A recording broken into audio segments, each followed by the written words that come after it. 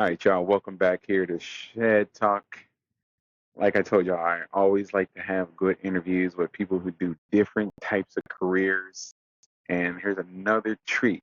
I had the opportunity to be able to bring on somebody to give us a little bit behind the scene exactly what they do from a day-to-day basis in the line of work that they do. With no further ado, my guest here is today. His name is Parker. Welcome, Parker. How you doing today? Hey, how's it going, man? Doing pretty good. Yeah, man. Like I said, can you kind of tell me exactly uh, what is it that you do? Like, I know you do all kinds of variable stuff, but what do you do? Like the main Uh, thing. it's mainly marine contracting. So we build docks, floats, piers. We do mooring work, deliver stuff out to islands. Somebody loses stuff overboard, I'll dive on that. I'll dive and retrieve stuff or lost moorings. Kind of, anything that's on the coastline that has to do with the water. We like to get our fingers into it. That's nice, Yeah. nice. So what is the deepest that you ever had to dive down to? Uh, so in my line of work of doing moorings and stuff like that, typically, we're talking it's, not too deep, 20 feet sometimes, but then, some of our moorings will go down to like 60 feet. So that's Right. typically, my average dives. For myself, I've only really dove down like to 80 feet, which is, where I'm pretty well at my stage and all that. But I want to advance myself actually a lot further in a lot of the stuff that I do for my own diving. How long have you been doing this for? About 5 years now, 6 years. Yeah, it's fair to say that you enjoy doing it, right? Oh, I love doing it. Once I started, it was an addiction, honestly. Like you start doing it and you're like, oh, this is peaceful, relaxing, and you get to see so much stuff. And That's my sometimes you don't next. see anything for me, but Now that's my next question for you. What is some unexpected things that you have found underwater that you can tell us about? um, I had like I guess it was like a sand shark or something one time, probably about 6 feet, kind of, and my visibility is only probably 5 feet. So Right? it came and it was about 2 feet underneath me when it came, just zipping through, and whoa, that jumped me for a second. So Was you it know, more you was it more scared of you than you were of it, or yeah, I don't think it had anything to just. I think it was just going through the area, and I mean, like I yeah, said, I like mean, my visibility is about 5 feet where I was. So by the yeah. time I saw it and it was already gone, I'm like, oh, that was quick. Yeah, that was real quick. I'm glad that came and went past there. Yeah. That's pretty cool. Yeah, Yeah. so let me ask you this question. How do you stay safe whenever you're going down there? Is it like a routine that you go through to get Yeah. So I prepared? always have somebody up on the surface, Right. like tending me.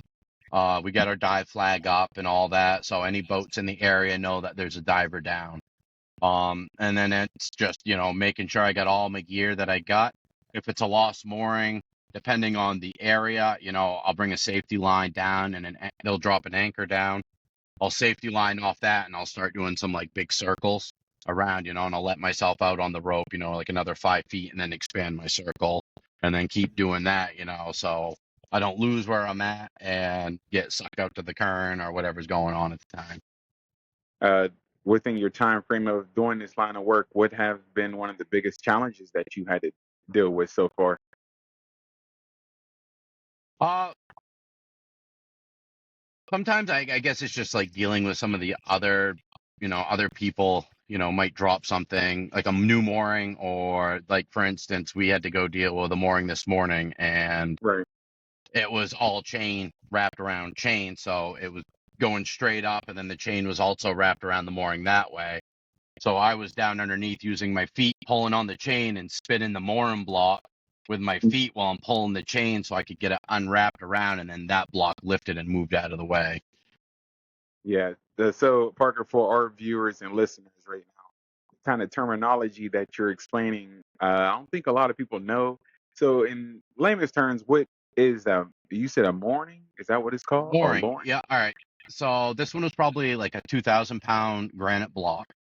Okay. And what that has like a hole drilled through it with inch and a quarter piece of steel rod that's bent in a circle on the top. Okay. and then bent down on around the side. Then you have a big shackle hooked onto that, and you have, depending on where you're at, 10 feet of some big heavy duty ground chain going Okay. on, and then you have, either some lighter duty chain that goes straight up to the surface or some rope, depending on how people want it, rigged up. You got a swivel and some shackles and stuff so it can spin freely at the top. And Okay. your Yeah. boat goes and your boat hooks onto that so it doesn't drift around everywhere. Okay. Okay. Yeah, I'm pulling up some of that stuff right there. Is that kind of like a splitter on like fishing? Like it has like a swivel that keeps it from flowing like consistently, something like Yeah, that? because you got the incoming tide and the outgoing tide, and Right. so, the boat will spin that way, and then when the wind's going at the same time, sometimes it might get some extra spins in there. And if it's all just chain going all the way to the bottom or rope, then it will, like, the rope will popcorn and kind of like open up and untwist, which isn't any Right. good. And the chain will also just twist up, which will pull down your scope. Okay. Okay. So let me ask you this question. Whenever you're down there, each dive that you do you have to prepare your equipment differently on the surface? Like, is there certain gear that you have to have when you're doing this, certain gear for when you're doing that? Uh, Is it all the same? Yeah, well, sometimes I might bring down like extra gear, like I might need to bring like a little chisel down or something to clean some stuff off, or my wrenches and stuff like that, So it's just a matter of knowing what job I'm after. If I'm searching for something, I have a metal detector that I bring down. So if the mooring block, like I said, it has chain on it. So if Right. it's a lost mooring, my metal detector will hit on the mooring chain, and then I'm like, okay, I found this, and then I can work my way back to a block. 'Cause sometimes a block will be in the mud and that thing's down, a foot and a half. So you can't even see, the block anymore. Right. Right. It's like buried. Like, Right. have Yeah. It'll you bury it into the mud. now? I mean, I know you're probably using some state of the art equipment. Do you take different types of cameras down there? I mean, is there certain stuff that you're like, this is the best equipment that I have used so far? Uh, so I got like a small Kodiak camera that I just kind of picked up recently to make up for my GoPro, because I got a Series 8, but it's got the overheating problem going on. So Right. yeah, I had to pick that other one up, and then I plan on upgrading again here coming up, but something to get me through. Yeah, that's pretty decent there, man. GoPros, I mean, people use that even when they go outdoors for hunting, hiking, all type of things, and you just got to keep upgrading as it's needed. I can get that. So whenever you're doing this kind of work, are you underwater majority of the time solo, or are you down there with a team? How does that go? Uh, I'm always down there alone. So pretty much I always have somebody up on the surface and I'm just down there. And sometimes I'll have them like run me a rope down, Right. and they can put a shackle on that rope or whatever else, and they can let go and it will send down whatever I need for tools or equipment. Yeah, that sounds pretty dope, man. Can't go wrong with that kind of stuff right there. You're kind of, Right. I want to say, like kind of like your own boss. You're down there, you ain't got somebody nagging in your ear. You know what I mean? Just you're doing your Yeah. own thing down there. Oh, yeah. Yes, definitely. I mean, you get down there sometimes and you almost forget that you're down there. It's just so relaxing. Right, right. That is pretty cool down there. Now, let me ask you this question: has there been any type of special jobs or locations that you enjoy going to? Every time they call you, you're like, yes, I enjoy going to that place. Oh, definitely. I mean, I do a lot of my work right on the Kennebec River too. You and every time, is it, you get like 20 minutes of dive time sometimes in that river because it just rips so hard both Right. ways. And you get like almost 70% of the state, flowing down through that. So, all the groundwater, everything goes in there. So it's always murky and dirty. You can never see very well there. So pretty much any time I'm getting out of there, I'm like, all right, now I can see, like, I mean, I can see 5 feet. And then when I go to some other places where I'm like seeing, 15, 20 feet, I'm like, oh yeah. So I get Right, pretty excited right. about that. Right, right. You go down there from like you're like looking around like, okay, they said it's here. GPS says it's right here, and then you get down and you're like, I can't even see 5 feet of farming. from in front of my eyes, and then whenever you got a little bit more visibility, you're like, okay, now it's open doors. Yeah, I can get Oh, that, man. Def- yeah. I mean, sometimes it's so bad. I mean, it's like reading braille. I mean, there was an instance I had to undo a shackle, and I was turning it. I was thinking I was actually like pulling the shackle out. Somehow I was threading it through the other way, and so there was like part of a cap stuck inside the shackle. I'm trying to get the chain off, and I finally got it up on the surface, and I was like, oh, no wonder it wasn't freeing so easily. yeah, that's the man. That's something else there. Now let me ask you this question right here. As far as in what you do and the line of work that you do, what actually drawn you to this? Like, you know what I mean? There's a lot of different jobs available out there. What made you be like, I want to do that? Uh, I mean, I was in the military, so I mean, I've done some travel. I know I've done quite a few different things, through my life. Really, every time I'm on the water, on the boat, doing my work, that's the thing that I love more than anything else. So I'm like, I'm gonna do this. And Right, once I got into diving, I'm like, I got to incorporate this into my work. Do the things that you love in life. You know what I mean? right, right. Now let me ask you this question. If anybody that is out there is interested in getting in this line of work, what advice can you give them before they decide to go down this path right there?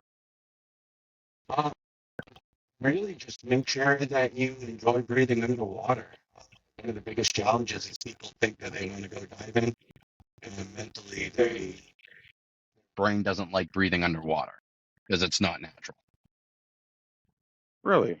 Really? Yeah. Explain that a little Yeah. bit. What do you mean? Explain it, bro. Uh, so I've known like a few people that when they almost like start doing like a mini panic, like when they get underwater because they're breathing underwater.